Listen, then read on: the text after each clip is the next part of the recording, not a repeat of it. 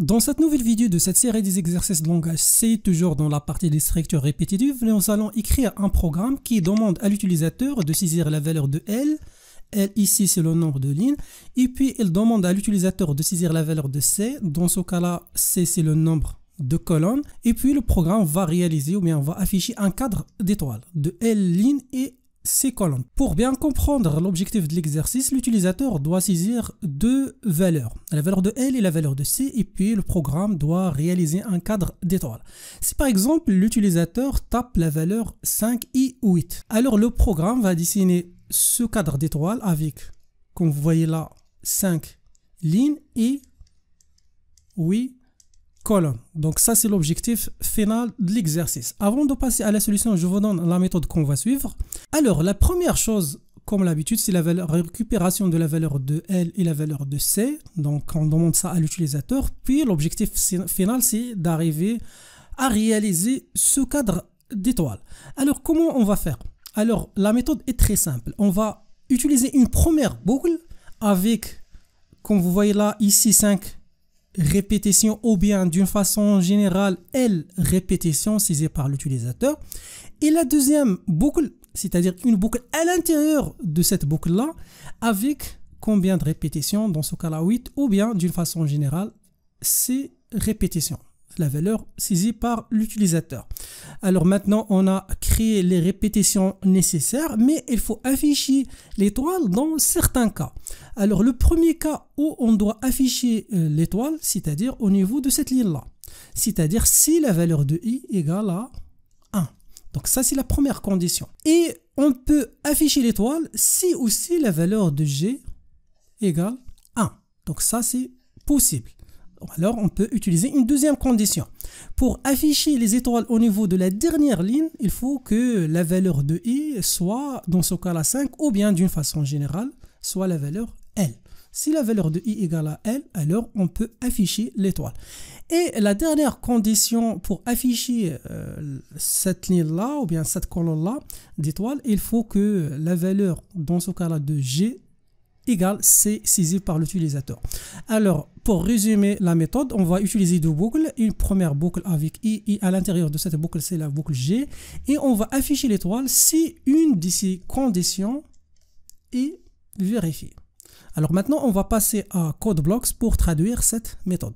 Alors, comme d'habitude, on commence avec la déclaration. On va déclarer les noms des variables L et C. Ce sont les valeurs ou bien le nombre de lignes et le nombre de colonnes. On va aussi déclarer deux autres variables, la variable I et la variable J, utilisées au niveau des deux boucles. Et puis, à l'aide de print et scanf, on va récupérer les valeurs saisies par l'utilisateur pour L et aussi pour C. Alors, on affiche d'abord un petit message et puis pour récupérer, comme l'habitude, c'est scanf, pourcentage D et là, la virgule, c'est la valeur de L. Et on va faire exactement la même chose avec cette fois la valeur de C. Donc là, le nombre de colonnes. Alors là, c'est C. Voilà. Après, il faut utiliser, comme on a vu au niveau de l'explication, les deux boucles. Donc la première boucle avec I égale, dans ce cas-là, 1, point virgule, I inférieur ou égal à la valeur de L, I, point virgule, I plus plus. Donc ça, c'est la première boucle. Après, la deuxième boucle, c'est à l'intérieur de cette boucle-là. Donc, on fixe la ligne et après, on exécute les opérations qui servent à afficher les colonnes. Alors là, c'est G égale, on commence de 1. Si on commence de 0, donc il faut que G doit être dans ce cas-là inférieur strictement à C. Ou bien dans ce cas-là, c'est inférieur ou égal à C. C'est la valeur des colonnes. Et puis J++. Voilà, donc ça c'est les deux boucles. Maintenant, on va afficher si donc l'une des conditions est vérifiée. Donc la première condition, si la valeur de I égale à 1, ou bien deux barres verticales et après I égale à L, après deux barres donc G égale à 1, ou bien la dernière condition, c'est que G égale C. Voilà. Donc, si une de ces conditions est vérifiée, alors tout simplement on peut afficher printf.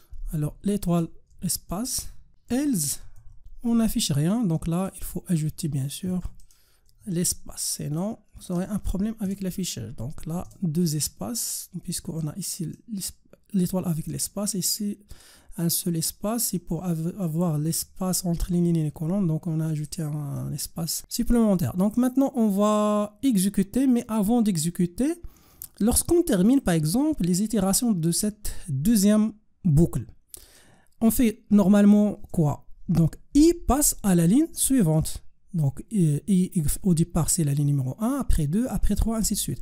Alors après la fin de toutes les itérations de cette boucle là, il faut passer à la ligne suivante. Alors là on va afficher printf et là compter /n. Et voilà, on va maintenant exécuter et tester. Alors on va saisir pour les lignes 6 et pour... Donc on a ici un petit problème, donc on va vérifier quel est le problème. Voilà, donc là il nous manque d'ajouter le i commercial. Maintenant on va refaire, donc 6, 20.